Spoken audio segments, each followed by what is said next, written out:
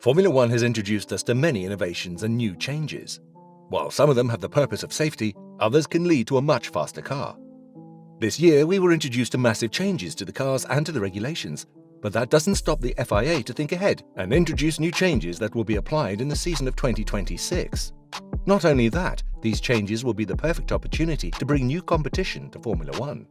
What are these new changes that FIA want to apply, and who are interested to join F1 in 2025? Stick with us to the end to find out. This season had many changes to the car itself, from aerodynamics to the tyres, but what remained the same were the hybrid power units that have been used for 8 years so far. After many meetings, the FIA has finally announced that the new power unit regulations will be used in 2026. But why didn't those regulations happen this year? The problem was that these meetings were happening in 2019. The FIA wanted to use green solutions in the power units to reduce carbon footprint. However, the talks went to a halt when the pandemic came. At that time, the best plan was to minimize changes to reduce costs, which meant that the changes would be delayed. This also meant that the changes in power units would also be delayed. But when Honda announced to stay until 2022, now it's until 2025, there was a need to attract new competition. But how would the FIA attract new competition? Well, the answer is simple. The new regulations aim to reduce the cost of the new power units and introduce more caps on manufacturers' spending on the power units.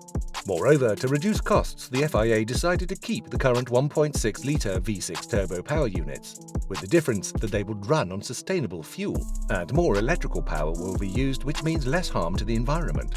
Not only that, the FIA has confirmed that since they increase electrical power output up to 350 kilowatts, which means that the internal combustion unit and hybrid power will be contributing equally in the car, the new power units will not have the MGUH.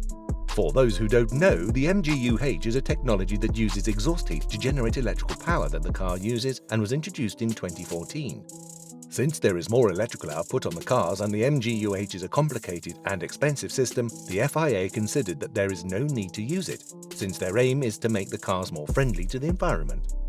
With these changes, Formula One and FIA wanted to attract new manufacturers, bringing more competition. And apparently they did. The CEO of Volkswagen Group, Herbert Diess, confirmed that Audi and Porsche will take part in Formula One, but it's still not clarified what role they will have.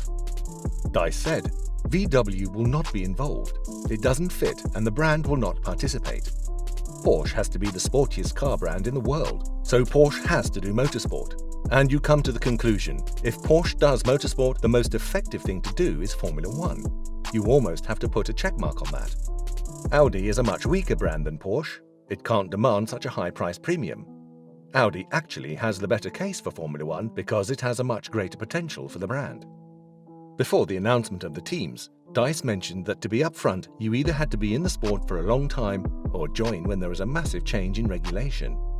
Diess said, "You can't catch up on that when you join a new team. You need 5 or 10 years to be among the frontrunners. In other words, you can only get on board if you have a major rule change. That's coming now, and it will also come in the direction of 2026, when the engines will be electrified to a much greater extent, including with synthetic fuels. That means you need a new engine development, and you need 3 or 4 years to develop a new engine. With Porsche getting close to a deal with Red Bull and Audi still looking for a partner, it seems that the next few years will be interesting. Moreover, the question arises, will there be a new Formula One team competing with the rest of the grid?